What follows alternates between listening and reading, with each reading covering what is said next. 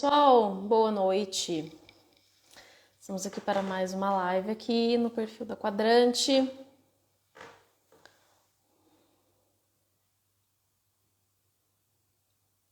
Boa noite, vamos esperar o pessoal chegar, esperar o padre José Eduardo chegar aqui também.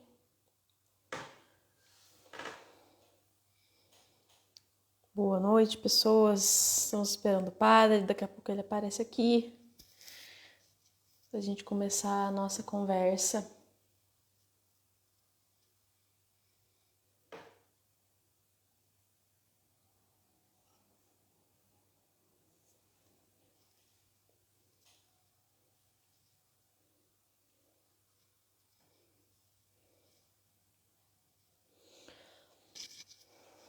Sobre caminho, suco e forja na era digital.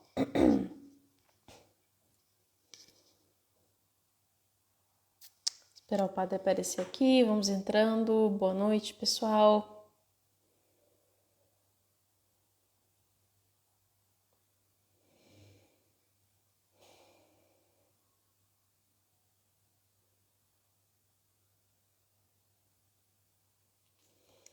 Esperar o padre José Eduardo. Vamos entrando.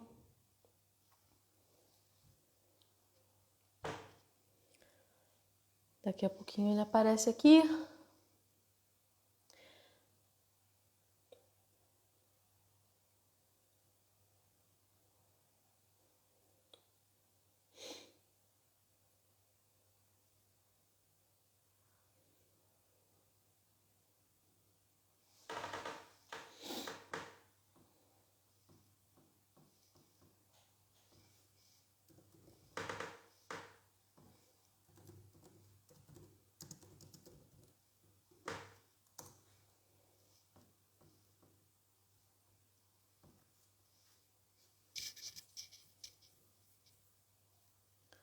Esperar o padre aparecer aqui para a gente poder começar a nossa conversa.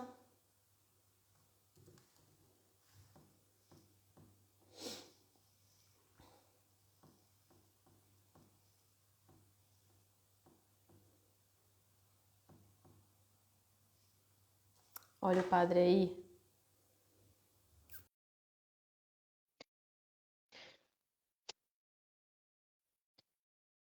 Já provei aqui, vamos esperar ele entrar. Oi, padre. Alô, tudo bem? Boa noite. Boa noite, como vai, minha querida? Tudo certo? Comigo tudo ótimo, graças a Deus, e com o senhor.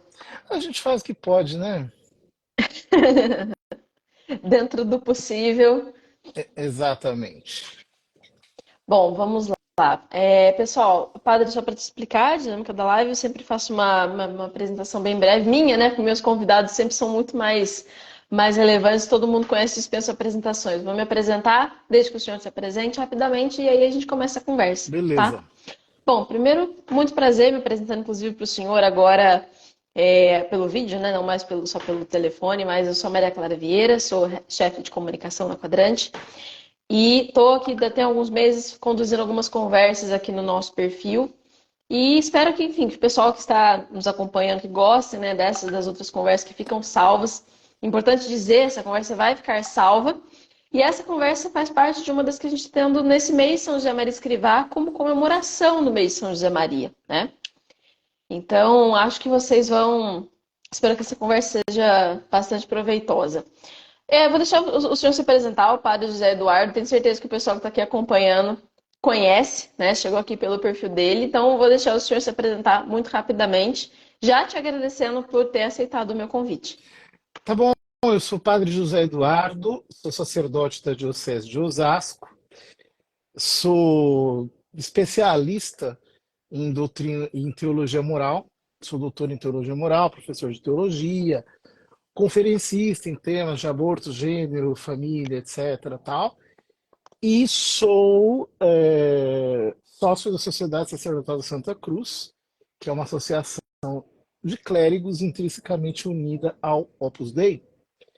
Desde minha ordenação, já faz 17 anos, mas eu já me relaciono com a obra há muito mais do que isso, há mais de 20 anos, há mais de 25 anos. Ai, gente, eu tô velho. Enfim, é isso. Pessoal, me avisem se a live estiver tudo bem. Vocês estão me ouvindo bem? Vocês estão ouvindo bem o padre? Para mim tá funcionando tudo bem. Tá, padre? Vocês estão me ouvindo bem? Tô te ouvindo bem, sim. Então tá ótimo. Pessoal, vamos começar a nossa conversa, né? O tema da live, eu vou explicar rapidamente qual foi a ideia e por que eu convidei especialmente o padre José Eduardo para falar desse assunto, né?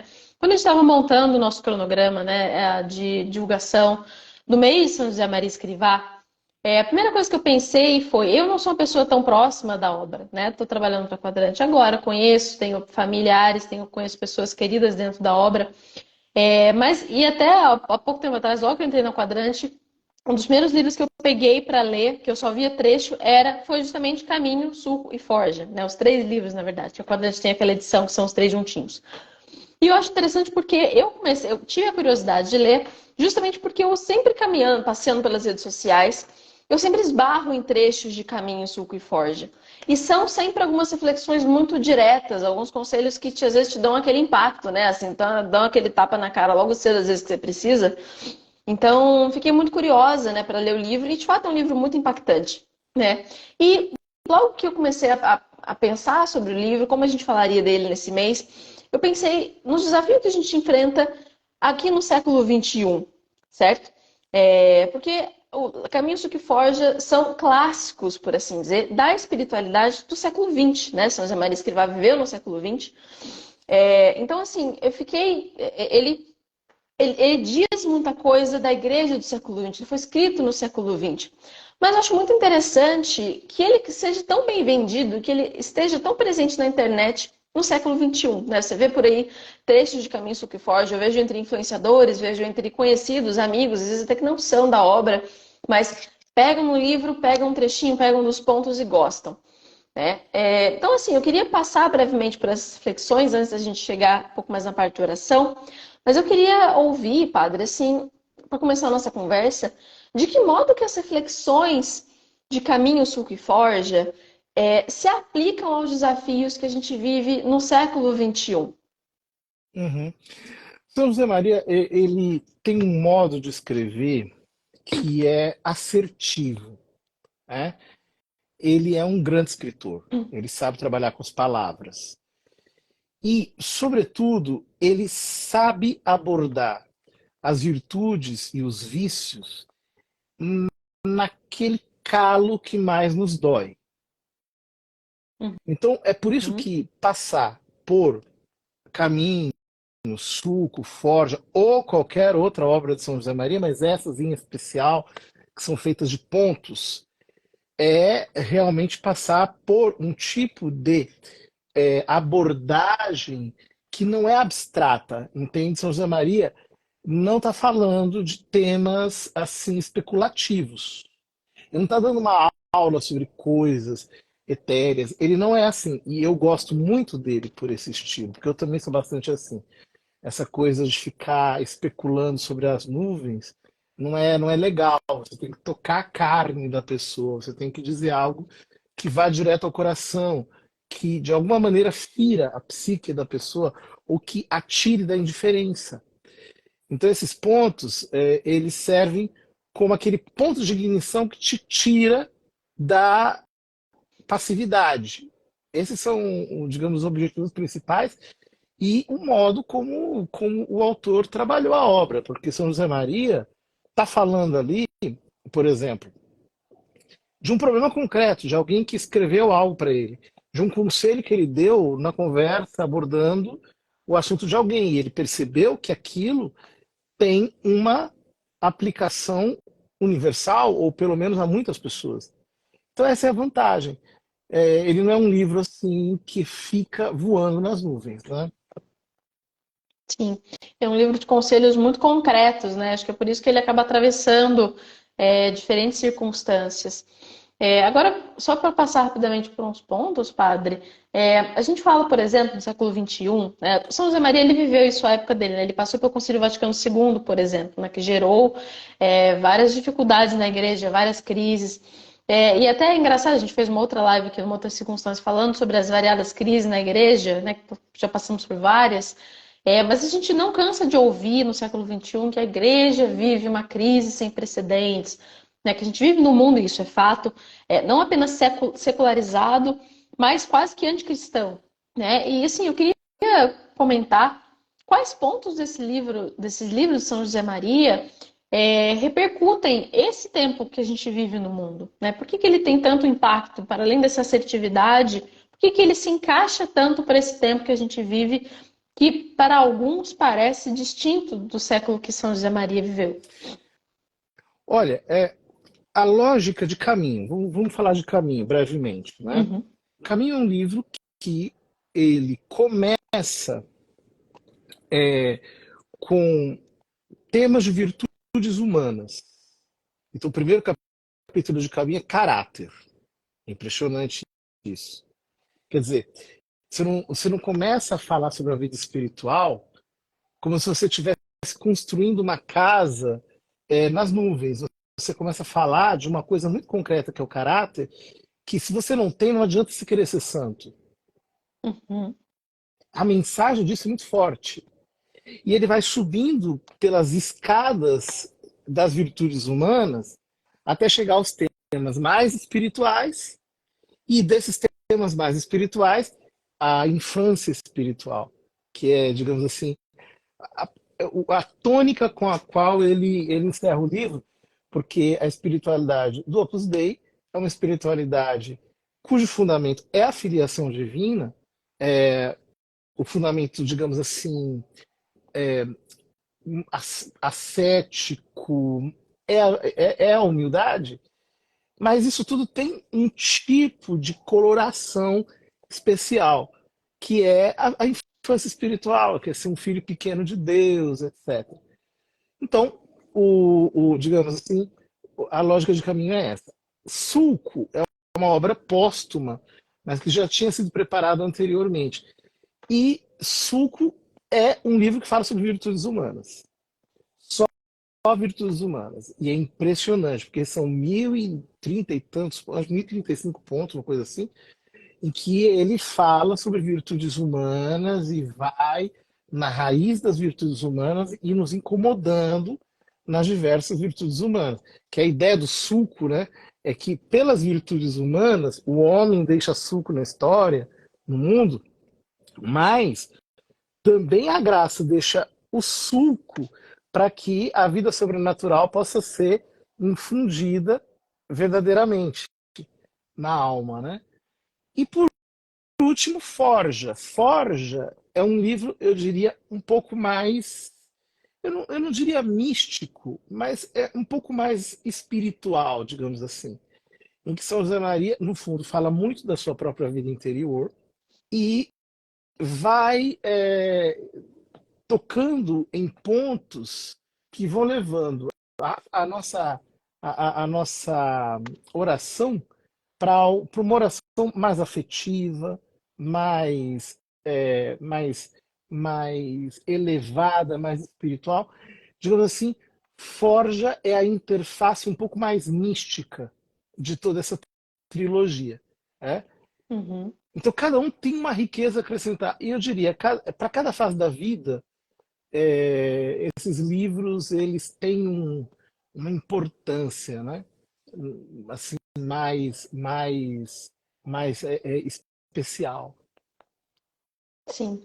A gente perguntado, acho que um pouco sobre esse tempo que a gente vive no mundo bastante secularizado, né? Um mundo mais que apresenta desafios diferentes para os cristãos, vou dizer maiores, porque, né, assim, não vou me comparar com os primeiros cristãos, que são de outros séculos, mas é uma impressão que eu tenho, me corrija se eu estiver enganada, mas eu acho que um atrativo que ele tem é justamente ter o foco na vida cotidiana, e como o senhor comentou, esse foco nas virtudes humanas, que torna uma coisa atemporal que você consegue ter um guia, né, uma coisa basilar ali para atravessar os vários tempos, os vários desafios.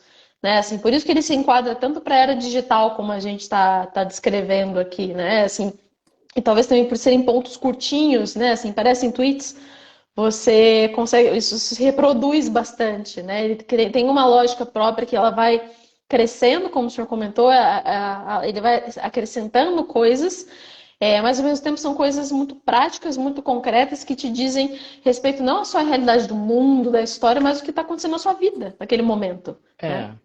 É, mas você veja, né? Você falava de crise na igreja, de fato, a gente está vivendo há algumas décadas uma bela de uma crise. E só que o modo como São José Maria enfoca os problemas não é um modo como muitos enfocam os problemas hoje. Então, você veja, né? Eu vejo hoje em dia, por exemplo, na internet, muita gente que se comporta como se fosse um papa, um cardeal. Quer dizer, parece que a sua opinião tem uma relevância, que é ele que vai resolver.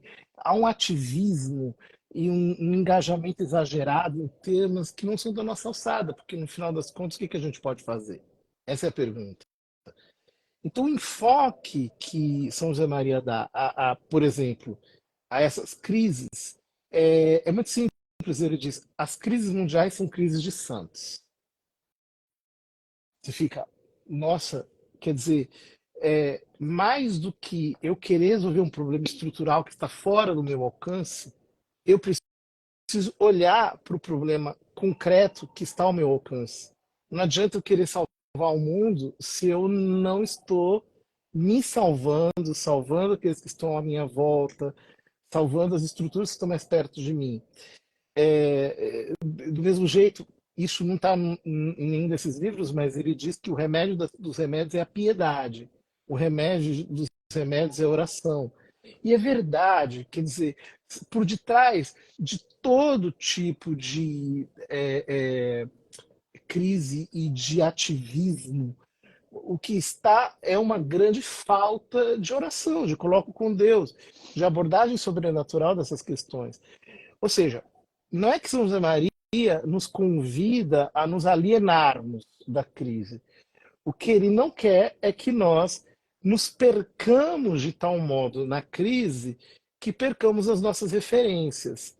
O meu modo de me orientar tem que ser pelo concreto, por aquilo que está diante de mim, desde uma perspectiva sobrenatural. Porque, fundamentalmente, as crises mundiais são crises de santos.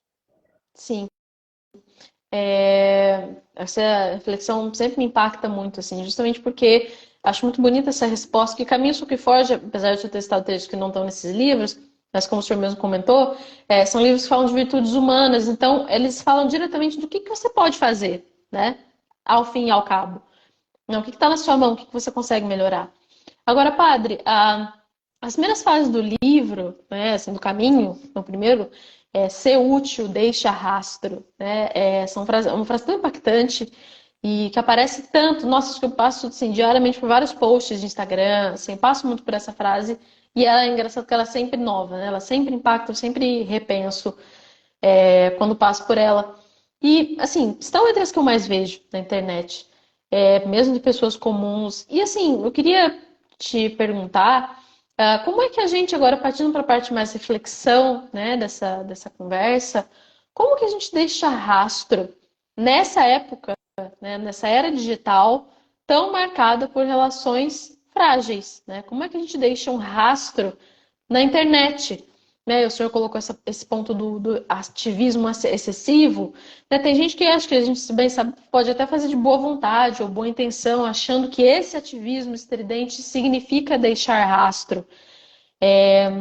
Eu queria ouvir as suas considerações, né? Como é que a gente deixa esse rastro, atende esse apelo de São José Maria, o primeiro do caminho, nessa era digital? Esse ponto é o ponto um de caminho. Ele me parece muito. Eu acho que um dos pontos mais lindos, né, que São José Maria já escreveu, porque ele é forte, ele é vigoroso. Há um livro maravilhoso escrito pelo Jesus Urteaga, publicado pela Quadrante, chamado O Valor Divino do Humano, que ele carrega essa mesma intensidade, né? Você vê que parece um tiro de canhão, assim, é um negócio muito forte. Então essas frases: que a tua vida não seja uma vida estéril, deixa rastro, ilumina com a luz da tua fé e do teu amor. Apaga com a tua vida de apóstolo o rastro viscoso e sujo deixado pelos semeadores do ódio. É muito forte isso. Do que ele está falando?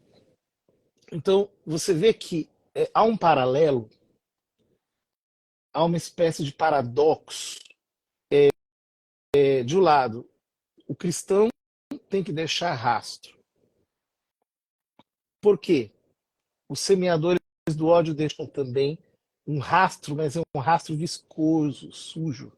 É um rastro de pecado, é um rastro de lama, é um rastro do inferno. É um rastro de uma lesma que leva à sujidade, à porquidão, à imundícia. E ele diz, paralelamente, ilumina com o esplendor da fé e do amor. Esse é o coração do ponto. Como é que eu deixo o rastro? Eu deixo o rastro pela fé unida ao amor, pela fé unida à caridade. Ou seja, a fé é a luz do conhecimento de Deus em mim. A caridade é o calor desse conhecimento de Deus em mim. Ou seja, eu não tenho apenas luz, eu também tenho calor. Deus em mim é luz e calor.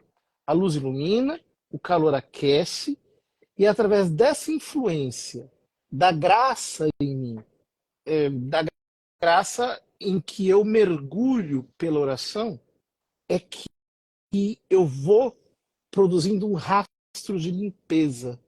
Ou seja, eu vou apagando a sujeira, a imundície, através da santidade. Mas tudo começa pela fé e o amor. E a fé e o amor são duas virtudes teologais que nós exercitamos na oração. Então, o ponto 1, no fundo, ele está nos introduzindo na vida de oração. Está nos fazendo entender que estarmos impregnados de fé e amor é a chave para apagarmos o mal e semearmos o bem. Muito bem, o senhor já fez a introdução para o nosso próximo tema, que eu acho que é o mais importante aqui dessa noite, que eu falo para o nosso público que foi uma sugestão muito boa do próprio padre José Eduardo, quando a gente estava conversando sobre o roteiro da conversa. Fiquei pensando depois, nossa, como é que eu não pensei nisso? Então, padre, eu queria te perguntar, assim, para a gente agora ir para essa parte mais importante da nossa live, é como é que a gente constrói uma vida de oração com base em caminho, sulco e forja, para que a gente navegue, né, esse oceano da pós-modernidade, né, esse oceano tão maluco, com ondas tão intensas que a gente está vivendo, né, seja na internet, mesmo fora dela, na universidade, nesse mundo que a gente vive, como é que a gente consegue se amparar nesses livros para construir uma vida de oração? Olha, a primeira coisa é entender o que é oração. Em caminho, São José Maria dá uma definição de oração. Se não me engano, está no ponto 91. Ele diz: orar é falar com Deus, mas falar de quê? Dele e de ti. Alegrias, tristezas, etc, etc. E por fim ele diz: conhecê-lo e conhecer-te. Bom, é muito interessante isso. Por quê? Na obra, todo mundo aprende a fazer oração mental. Todo mundo é convidado a fazer meia hora de oração mental de manhã, meia hora à tarde. Né? E isso vale para todo mundo, desde o prelado da obra até, enfim, um jovem, uma dona de casa, todo mundo. Mas a gente pode se perder no caminho da oração mental. O caminho da oração mental é um caminho. Primeiro, que o nome não é muito feliz. Né? Esse nome, oração mental, ele remete muito a uma atividade psíquica. Né? Mas, assim, mens em latim significa alma. Então, talvez o melhor modo de falar hoje seria a oração da alma. do que propriamente falar de oração mental, que dá uma ideia muito, digamos assim, cerebrina da oração, né? Parece que é só você ficar pensando, É pensando em Deus ali de vez em quando, rapidinho. uma oração encefálica, né? E parece que você Uhum. tem que ficar numa parlóquia, numa falação interior com a mente. Não é isso. Você veja que nesse ponto São José Maria começa dizendo o seguinte: orar é falar com Deus, mas falar do quê? Dele e de ti. Diferentemente dos padres da igreja que definiam oração como a elevação da alma a Deus, essa definição dos padres da igreja é uma definição de tipo assim, ontológico, entitativo. A definição de São José Maria é uma definição pedagógica, ela é diferente. Ele está dizendo: orar é falar com Deus, mas falar de quê? Dele e de ti. Então veja, para que serve um ponto de meditação? Um ponto que nós lemos em Caminho, Suco e Forja. E eu acho que, inclusive, os livros de pontos, eles são muito úteis. São muito úteis para ajudar a pessoa a deslanchar na oração.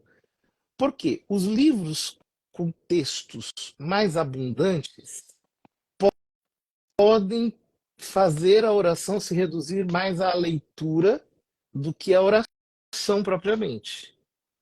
Sim. Então, quando eu leio, por exemplo, um ponto de caminho, São José Maria diz assim: quando não puderes louvar, cala-te. Orar é falar com Deus sobre o quê? De quê? Dele e de ti. Então, eu vou conversar com Deus sobre isso aqui, nessa base. Por quê? Veja bem, é muito comum que nós não tenhamos, muitas vezes, um assunto para conversar com Deus. Que a gente esteja privado assim de uma ideia. E a gente pega um ponto ao assunto. E se você pega aquele ponto e vai fazendo com um ponto, como a gente faz com uma clara de ovo, você vai batendo no ponto, dali vai saindo clara, vai saindo uma riqueza. Sim, vai se Ora, transformando. ele vai crescendo dentro de você. Só que o que acontece? Então, essa primeira fase, nos métodos ou nas formas de oração mental, ao longo da tradição da igreja, sempre se falou da leitura, da meditação, da oração e da contemplação. Esses 4 passos, né? Leitura, meditação, a reflexão sobre o que eu li, e oração é justamente esse diálogo com Deus sobre o que eu refleti da leitura, a partir da leitura, né? Só que o Uhum. que acontece?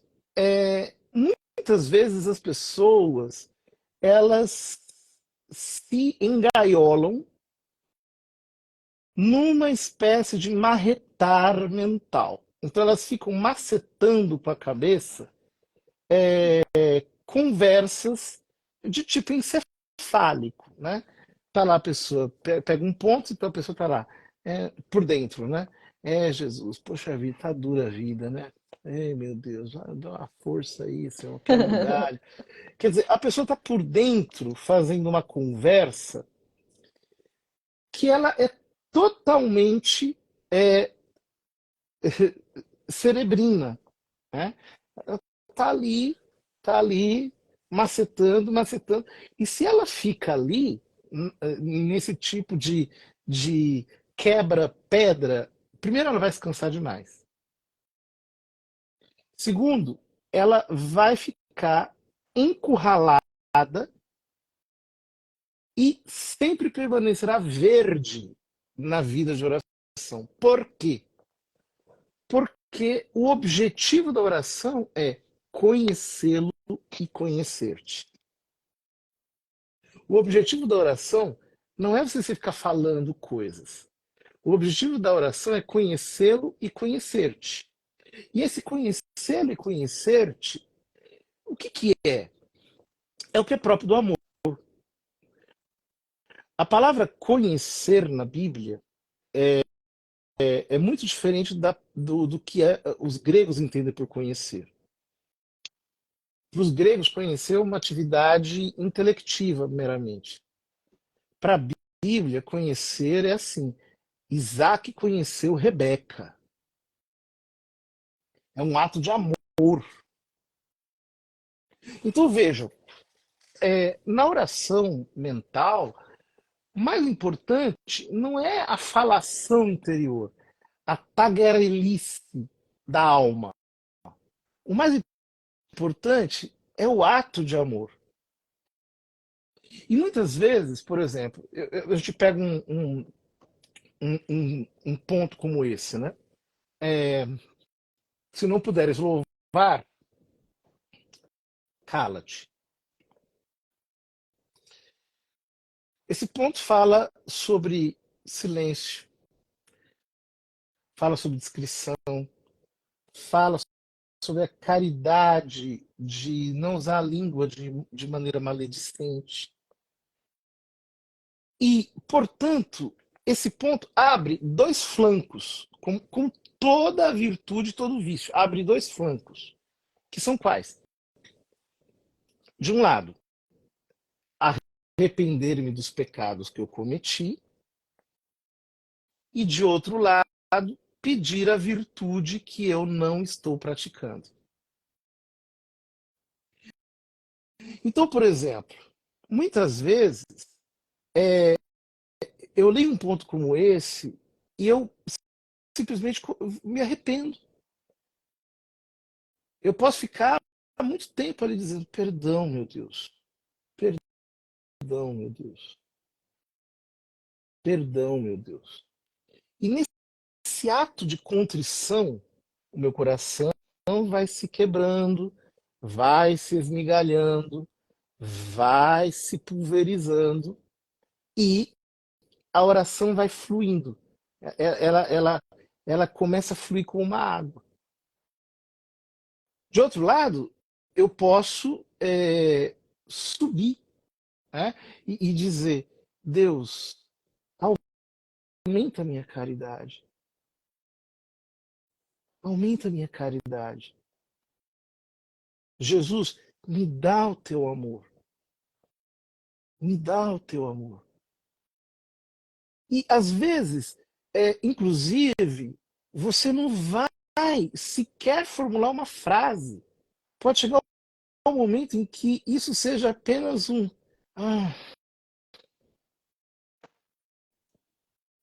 seja apenas um suspiro interior, em que você está como que succionando pela súplica aquilo a Deus. Ora, na medida em que você tem esse duplo movimento, e é bonito isso, viu? Porque a tradição da igreja toda é assim. Eu vou te dar alguns exemplos. Os orientais fazem a chamada oração de Jesus. Você vê isso no livro chamado Contos do Peregrino Russo. O que é a oração de Jesus? É a repetição daquela fórmula. Jesus, filho de Davi, você está olhando para cima. Tem Sim. misericórdia de mim. Está olhando para baixo. São dois movimentos. Mas se você pensar, o Pai Nosso, como é que é? Pai Nosso, estás no céu, santificado seja o vosso nome, venha a vossa reino, seja feita, né? O pão nosso, cada dia nos dai hoje, perdoai nossas ofensas, que nós perdoamos aqui. Para cima e para baixo. Ave Sim. Maria. Ave Maria, cheia de graça, o Senhor é convosco, bendita sois vós entre as mulheres. Santa Maria, hoje Deus rogai por nós pecadores. Para cima e para baixo. Qualquer oração tem esse duplo movimento. Alma de Cristo, santificai. Corpo de Cristo, salvai. Para cima e para baixo. Ou seja, esse duplo movimento da alma é muito importante. Por quê? Porque nós não somos A nossa mente, ela não consegue se fixar num ponto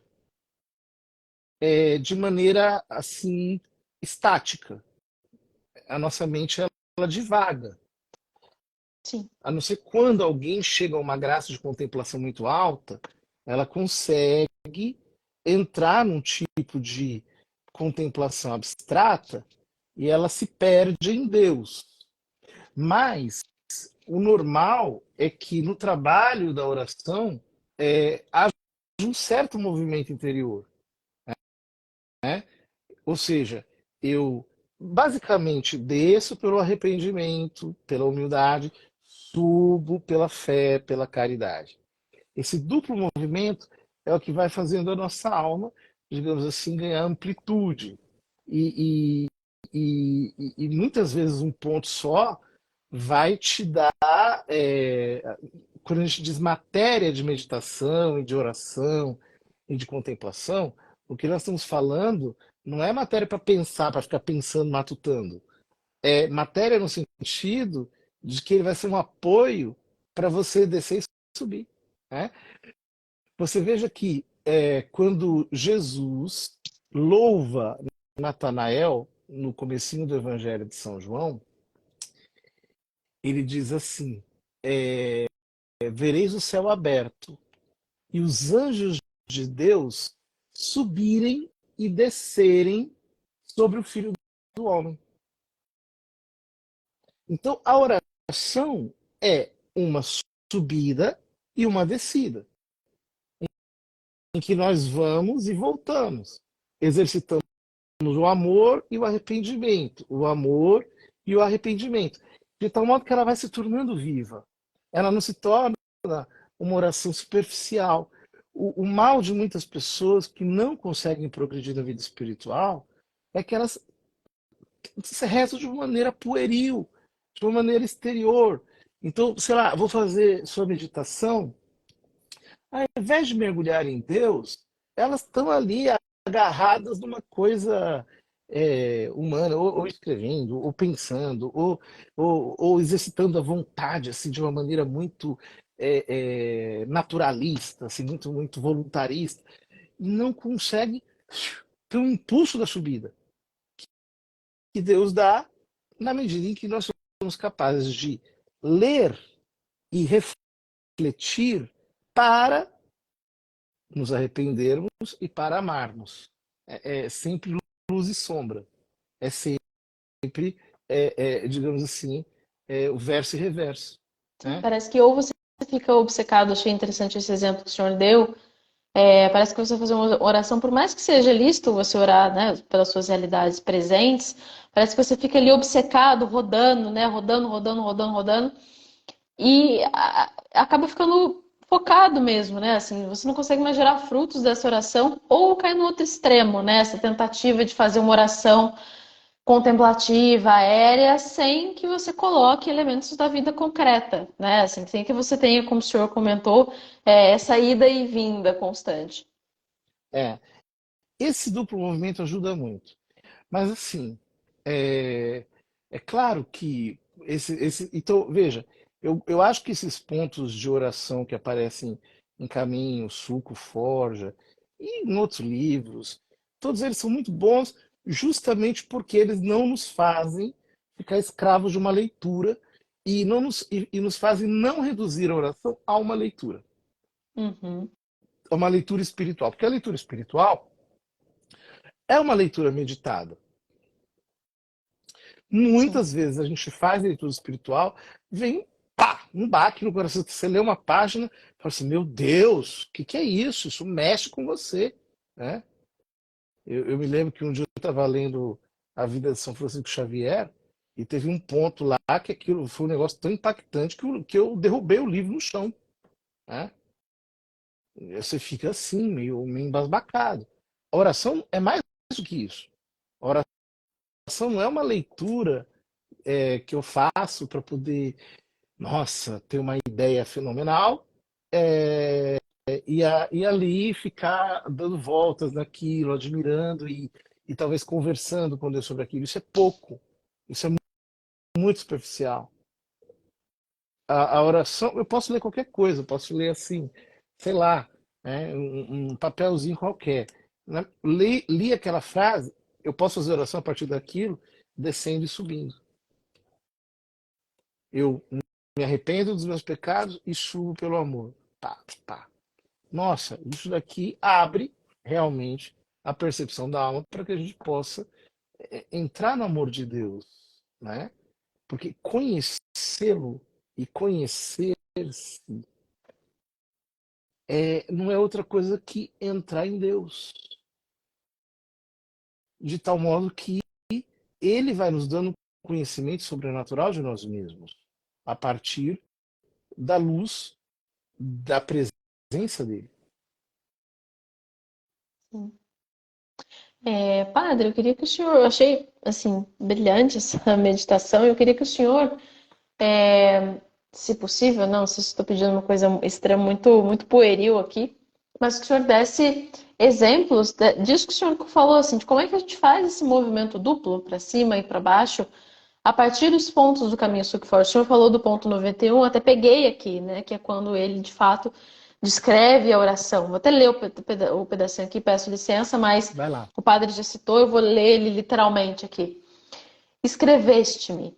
Orar é falar com Deus. Mas de quê? De quê? Dele e de ti. Alegrias, tristezas, êxitos e fracassos. Ambições nobres, preocupações diárias, fraquezas e ações de graças e pedidos e amor e desagravo. É bonito esse final quando ele fala né? Assim, Uhum. realmente colocando tudo. Em duas palavras, conhecê-lo e conhecer-te. Ganhar intimidade. O senhor colocou também, né? Quando a Bíblia usa o termo conhecer, eu imediatamente me veio essa palavra na cabeça, é ganhar intimidade, né? Literalmente, ser íntimo de alguém, que é conhecer. E você não conhece uma pessoa, o senhor ia descrevendo também, ficou na imagem na minha cabeça, você não consegue estabelecer uma conversa numa pessoa que vai gerar intimidade se você fica só falando, né? Sem parar para ouvir o que essa pessoa tem para te dizer de alguma forma. Então, assim, gostaria que o senhor, se possível, desse mais exemplos, assim, de como é que a gente faz esse movimento de oração fecundo com base nesses pontos de caminho, suco e forja. Abre um outro ponto aí, Tá qualquer. bom. Vou pegar. Tá, 94. Fez-se tão pequeno, bem vês, um menino, para que te aproximes dele com confiança. Claramente está falando de Jesus, do menino Jesus, né? Menino com letra maiúscula. Uhum. Então, imediatamente, bom, o senhor falou para pegar um outro ponto e já pensei aqui de cara, né? Assim, ele fez-se tão pequeno, bem vezes, um menino, para que você se aproxime dele com confiança. Primeiro parece que ele te leva a contemplar o menino Jesus, né? Assim, a olhar para Jesus como menino, feito homem, e depois para te dizer o que você tem que fazer. Se aproximar dele com confiança. Seria mais ou menos É. isso? Isso é o começo da meditação, né? Sim. Então esse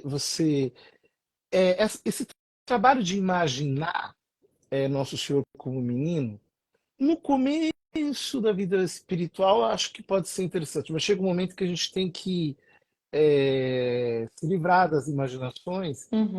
porque senão a gente fica preso, é muito pueril, você fica imaginando Sim, coisas, sim, pensando, claro. no fundo é você. Mas ele se fez um menino para que eu me aproxime dele com confiança. Então eu preciso descer para me arrepender da minha falta de abertura com Deus. Então, por exemplo, quantas vezes eu confio mais nas pessoas do que em Deus? As pessoas nos decepcionam, elas nos desiludem. Você ama alguém, confia tanto, de repente aquela pessoa te dá um bolo, te deixa para trás. Mas em Deus eu não confio. Eu desconfio, fico pensando toda hora que vai acontecer alguma coisa errada, que ele não vai ser o meu garante, que eu não vou conseguir. Deus me perdoa pela minha falta de confiança em ti.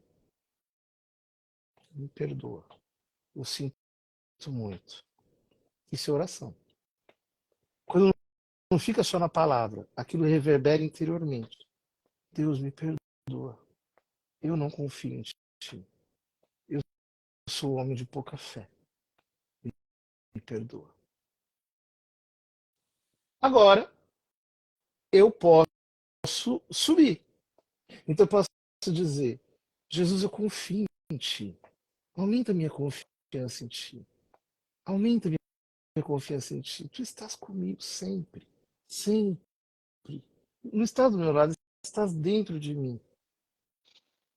Eu não quero deixar-te de lado. E aí, pode ser que chegue um momento em que isso tudo se reduz a uma frase.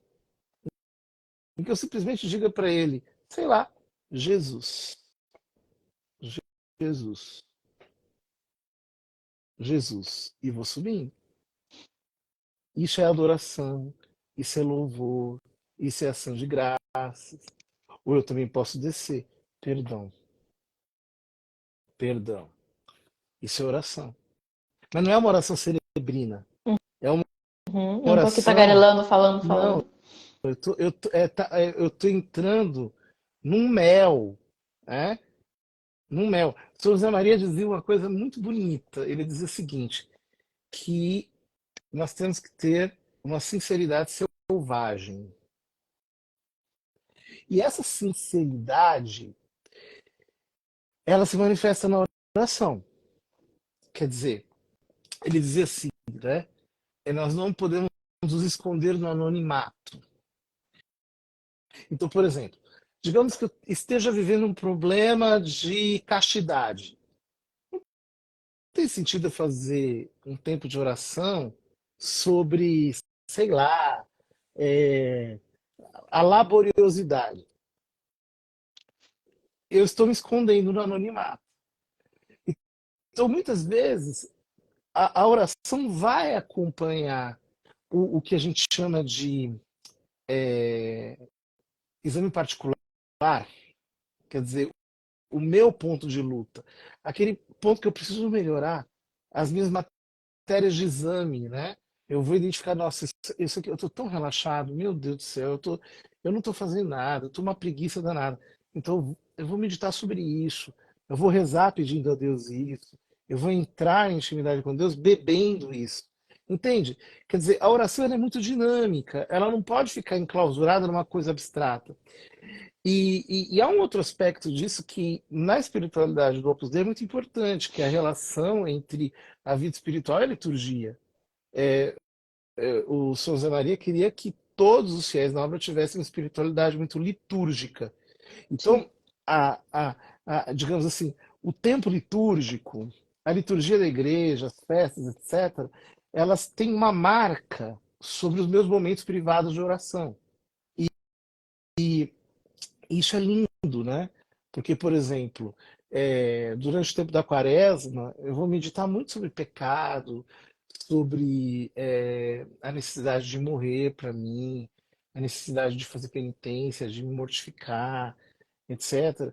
Assim como no tempo da Páscoa, eu vou meditar muito sobre a alegria, eu vou meditar muito sobre o apostolado, sobre a difusão da verdade, sobre ter esperança.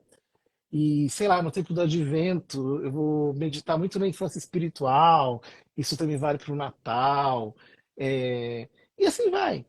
Então, veja que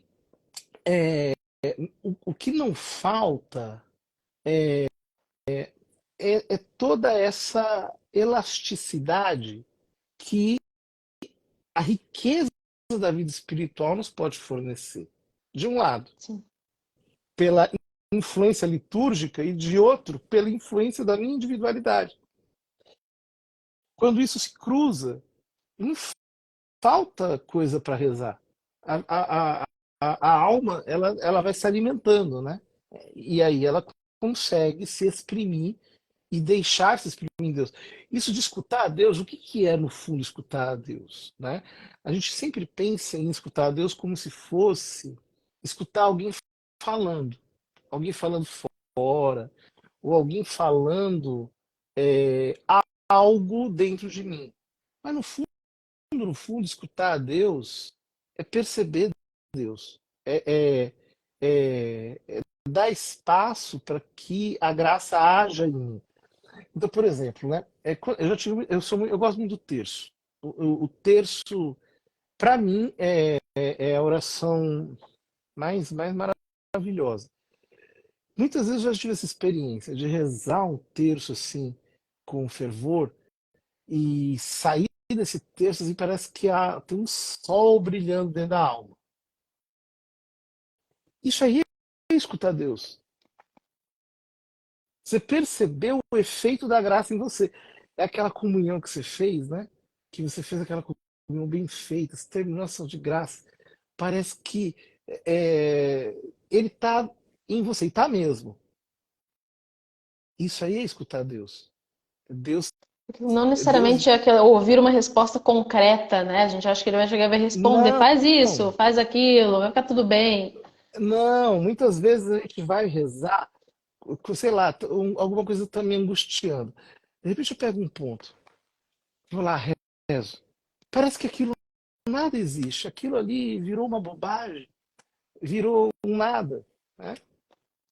Isso aí é escutar Deus. Não é que ninguém falou comigo, mas é a graça agindo no meu coração. A graça é real. A graça é uma força real.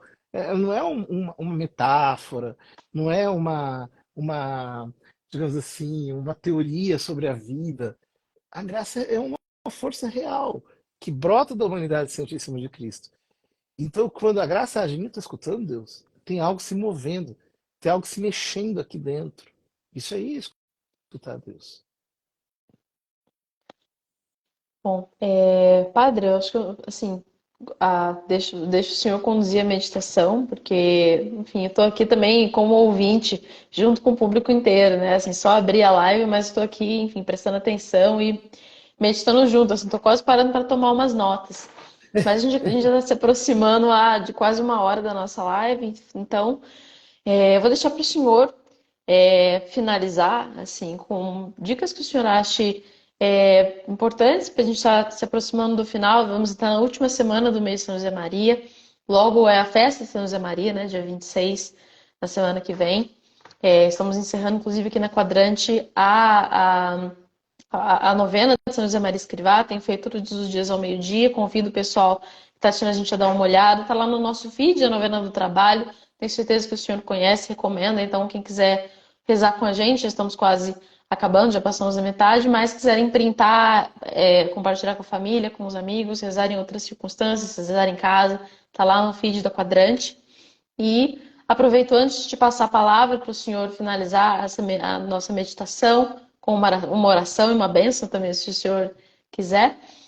Aproveito para falar para o pessoal que está assistindo a gente que lá no Sexta Quadrante, todas as obras de São José Maria Escrivá e obras sobre São José Maria Escrivá, Caminho Suco e Forja, Amar o Mundo Apaixonadamente, a biografia de São José Maria Escrivá, o fundador do Opus Dei, e também, padre, o senhor falou da oração litúrgica, me lembrou, claro, da nossa coleção Falar com Deus, né, do Francisco Fernandes Carvajal, muito bonita, assim, tem meditações lindas para todos os tempos litúrgicos.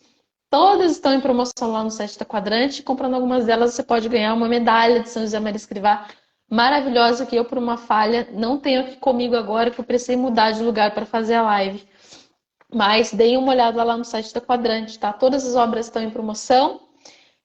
Então, acho que vocês vão gostar bastante, pessoal que gosta dessas meditações e de meditar, de rezar sobre os pontos sobre os quais o padre estava falando.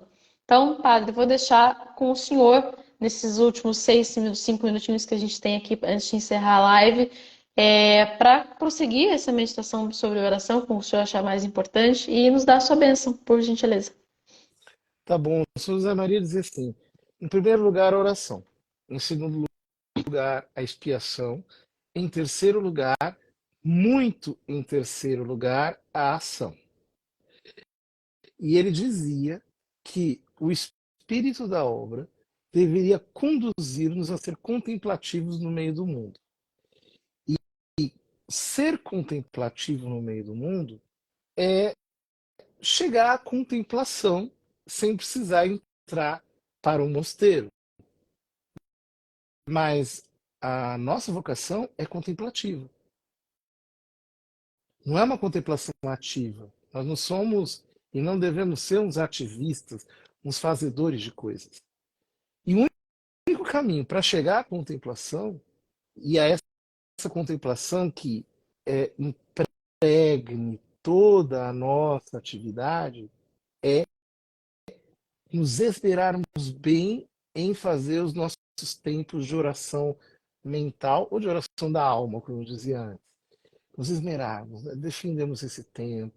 É um tempo precioso, é um tempo que nós vamos tentar mergulhar em Deus, nós vamos comungar espiritualmente de Cristo. A nossa alma vai se unir com a alma dele, nós vamos entrar numa comunhão de amor, em que o nosso ser vai ser fecundado pelo ser dele. E não dá para nós vivermos assim, sem esse ar da oração. João Maria Vianney dizia que a oração é para a alma aquilo que a água é para o peixe. Quer dizer, sem ela, nós não temos atmosfera, nós ficamos sufocados. Os problemas da vida nos sufocam, as coisas que vão acontecendo nos sufocam, os problemas do país nos sufocam, da igreja nos sufocam, etc. Mas quando eu me mergulho em Deus e eu me distendo na oração, ela vai trazendo para mim aquele peso da presença dele que me envolve por dentro e por fora, né? Então, nós temos que nos esmerar. Isso significa, assim, reservar o lugar, reservar o tempo, reservar o meu modo de fazer, cuidar, que eu não fique assim, eu não rezo de qualquer jeito, eu me coloque numa posição adequada. É um momento, assim, importante em que eu vou realmente me dar com exclusividade para ele. Se efetivamente essa disposição permanecer viva em mim, eu terei na oração aquele descanso de que nos fala Jesus no capítulo 11 do Evangelho de São Mateus. Vinde a mim todos vós estáis cansados e oprimidos debaixo do peso dos vossos fardos, e eu vos darei descanso. Eu vos darei descanso. Eu vos darei Shabat em hebraico. A oração é o nosso sábado, é o nosso Shabat. A oração é o nosso descanso, é a nossa terra prometida. É onde a nossa alma recebe leite e mel, diretamente de Deus. Então nós precisamos mesmo. Esse era o desejo mais profundo do coração de São José Maria, que os seus filhos, que aqueles que aprendessem a sua doutrina, fossem almas de oração, fossem almas piedosas. Ele queria que nós fôssemos piedosos, né? Quer dizer, piedade de crianças, piedade de ninhos, piedade de meninos, de crianças. Isso é uma piedade profunda, com doutrina. Não é uma piedade qualquer, é uma piedade com muita doutrina, mas piedade, piedade, piedade. E isso nos vem apenas por um trato profundo com Deus através da vida de oração. Então, o meu desejo é que todos nós sejamos assim e que nós possamos, de verdade, vencer a tentação de não orarmos. Santa Teresa dizia assim, que o diabo sabe que ele tem muito a perder com uma alma de oração, que ele não pode nada contra uma alma que reza. Por isso ele emprega todos os meios para dissuadi-la de rezar. E João Cassiano, que foi um santo abade muito antigo na igreja, dizia o seguinte: quando alguém começa a entrar na vida de oração, a primeira coisa que o diabo lhe dá é trabalho. Isso parece ferir o espírito do Opus Dei, né? Porque o espírito do Opus Dei prega a santificação no trabalho. Mas nós não podemos nos esquecer que é impossível santificar o trabalho se eu não rezo. O trabalho não santifica. O que santifica o trabalho é a oração.